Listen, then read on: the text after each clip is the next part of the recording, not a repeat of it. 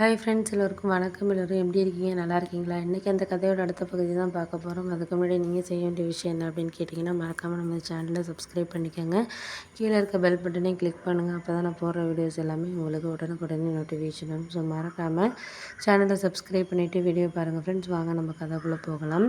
நான் ஒரு வாரத்துக்கு அப்புறம் நான் சொன்னேன், இது மாதிரி அம்மா கிட்ட, நான் அந்த வேலைக்கே போகிறேம்மா, எனக்கு பழைய வேலையே ஓகே தான், நான் இனிமேல் புது வேலையெல்லாம் ட்ரை பண்ண போகிறதில்ல அப்படின்னு சொன்னேன். அதுக்கு அம்மா சொன்னாங்க, இது மாதிரி ஏன் இப்படிலாம் சொல்கிற, என்ன விஷயம் அப்படின்னு சொல்லிட்டு கேட்டதுக்கு, இது மாதிரி இல்லை, நான் ஒரு சில விஷயங்கள் நம்மளுக்கு எனக்கு முன்னாடி நான் நினச்சேன், இந்த வேலையோட இது பெட்டராக இருக்கும் அப்படின்னு சொல்லிட்டு நினச்சேன். நான் கொஞ்சம் கூட எனக்கு அது சரியாக வராதுன்னு அதுக்கப்புறம் இந்த வேலைக்கு போனதுக்கப்புறம் தான் தெரியுது. நல்ல வேலை நீ சொன்ன, முதல் வேலையில் இருக்கிற கஷ்டத்தோடு அடுத்தது போகிறது அதை விட பிரச்சனையாக தான் இருக்கும். அதனால் நீ எதையும் இது பண்ணிக்காத அப்படிங்கிற மாதிரி சொன்னேன்னு எனக்கு தெரிஞ்சிச்சு.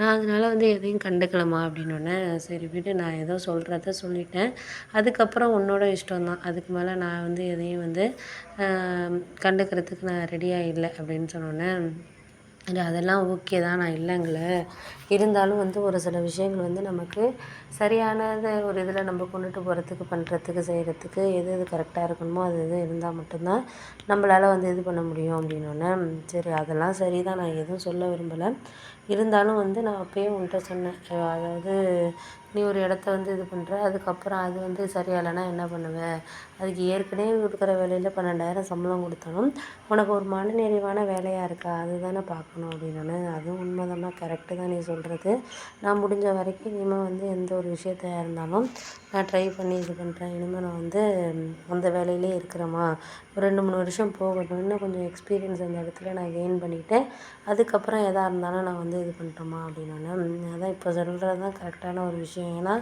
ஒரு சில விஷயங்கள் நம்மளுக்கு சரியாக இருக்கிறது மாதிரி தோணும், ஆனால் அது கரெக்டாக இல்லாத மாதிரி தான் இருக்கும். அதனால் முடிஞ்ச வரைக்கும் நம்மளோட இதை நம்ம தான் பார்த்துக்கணும், அதுக்கு மேலே நம்ம எதுவும் சொல்கிறதுக்கான இதுங்கிறது கிடையாது அப்படின்னோடனே, சரி விடு, அதெல்லாம் நான் தேவையில்லாத விஷயத்த நான் இது பண்ணிகிட்டு இருக்க மாட்டேன், நான் எதாக இருந்தாலும் சரியான ஒரு விஷயத்த தான் நான் இது பண்ண முடியுமா அப்படின்னோடனே, சரி நீ அதெல்லாம் ஒன்றும் கவலைப்படாத, எதுவும் இது பண்ணாத, நான் ஒரு சில இதை நான் பொறுமையாக நான் எடுத்துக்கிறேன், அந்த பொறுமைக்கு கண்டிப்பாக பலன் இருக்கும், நீ ஒன்றும் கவலைப்படாத அப்படின்னு சொல்லிட்டு சொன்னேன்.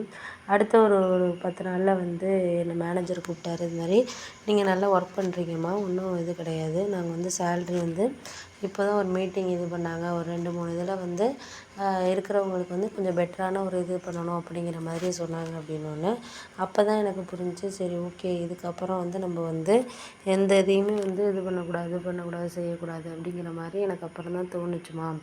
இப்போ கொஞ்சம் இன்க்ரிமெண்ட் 2,000 கிட்ட இன்க்ரிமெண்ட் பண்ணியிருக்காங்க சேலரியில், இப்போ 14,000 சேலரி ஆகிருக்கு அப்படின்னு.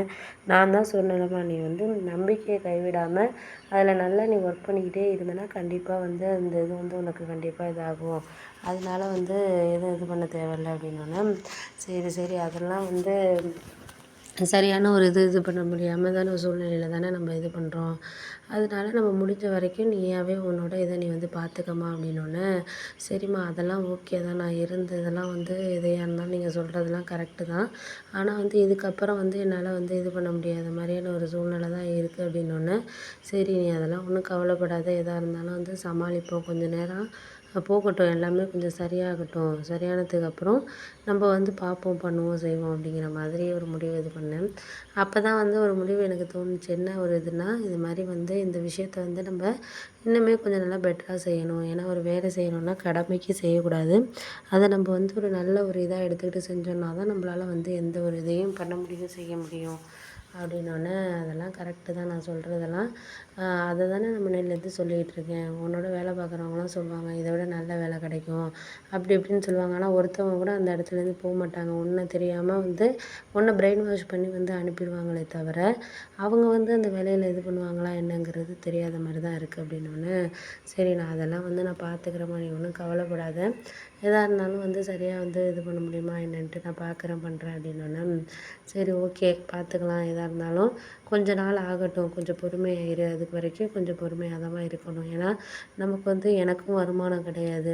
அண்ணனும் வந்து இப்போ தான் வேலை தேடிட்டு இருக்கான். பழைய வேலையில நான் அப்பயே சொன்னேன், ஏதாச்சும் கடை வச்சுக்கிட்டு அப்படியே இருந்துடலாம்டா அப்படின்னு. இவன் சொன்னதை கேட்காம நான் வெளிநாடு போகிறேன்ட்டு பணத்தை கட்டி தேவையில்லாமல் வந்து இது பண்ணிகிட்டு இருக்கான். நான் சொல்கிறது எதையுமே வந்து கேட்குற மாதிரியான ஒரு இது கிடையாது மாதிரி தான் நான் வந்து சொல்லுவேன் அப்படின்னோடனே